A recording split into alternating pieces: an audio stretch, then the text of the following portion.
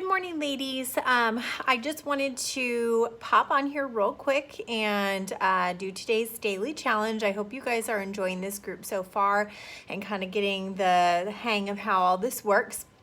So on Tuesdays, I typically do my Tasty Tip Tuesday, and I am always looking for suggestions on topics. So if you guys want to hear about something in particular, please just drop it in the comments along with the challenge today.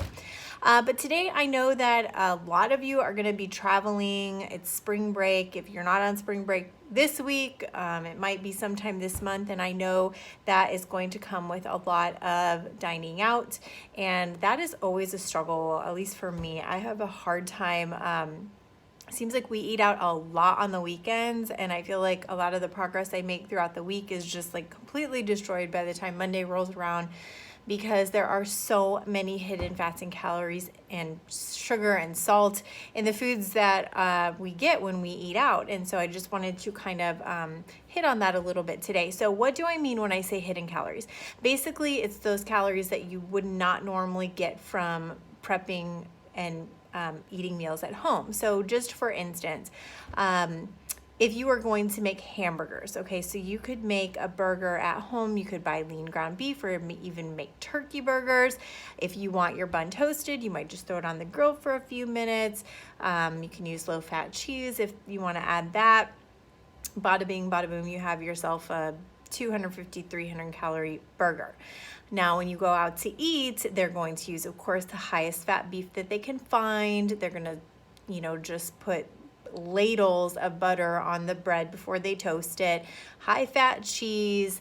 They're adding all these things you may not normally add, or I guess you have more control over if you're eating at home, along with the portion size in itself. And so, even if you're trying to eat really healthy eating out, it's just really hard to control that kind of stuff. You can specify to the waiter as much as possible, but there's only so much that you can do. So just a few tips on dining out that I have as you're traveling and or just for your everyday life. So one thing that I always suggest people do, in my little slogan I like to use, is know before you go. So most major chain restaurants are going to have their nutrition facts online.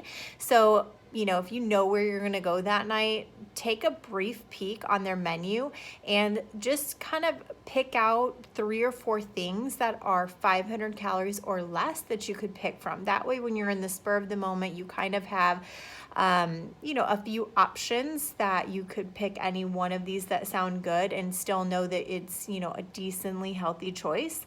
Another thing is just how you distribute your plate. And so this is just a really easy method.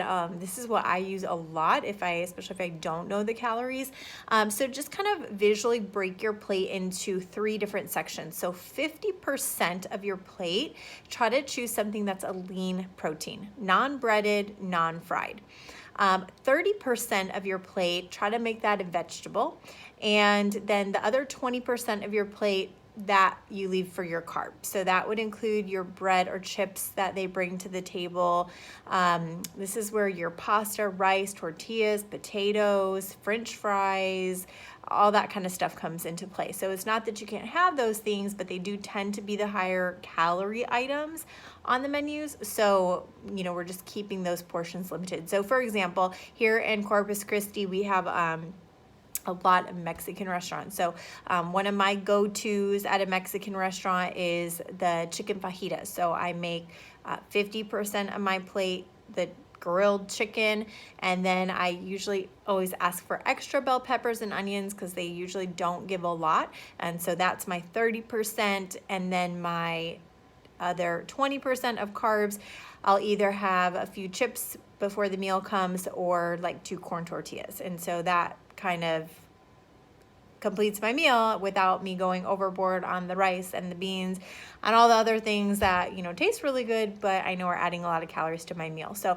of course I do have those occasions where I splurge and I'm not paying any attention to that. But, if I'm eating out, throughout the weekend, I try to make the majority of my meals go towards that breakdown and pick one of the meals eating out, kind of my splurge meal. So just a few tips for you I know this one sounds really weird, but I also throw this one in here.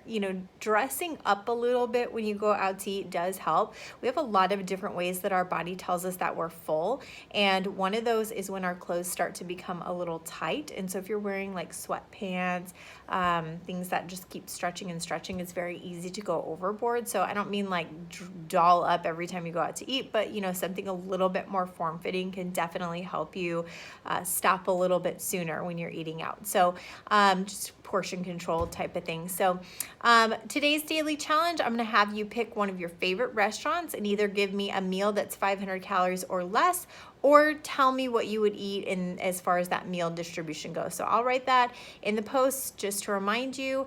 And again, if you have any suggestions of things you would like to hear tips about, leave that in the comments as well. All right, thanks ladies. Have a good day.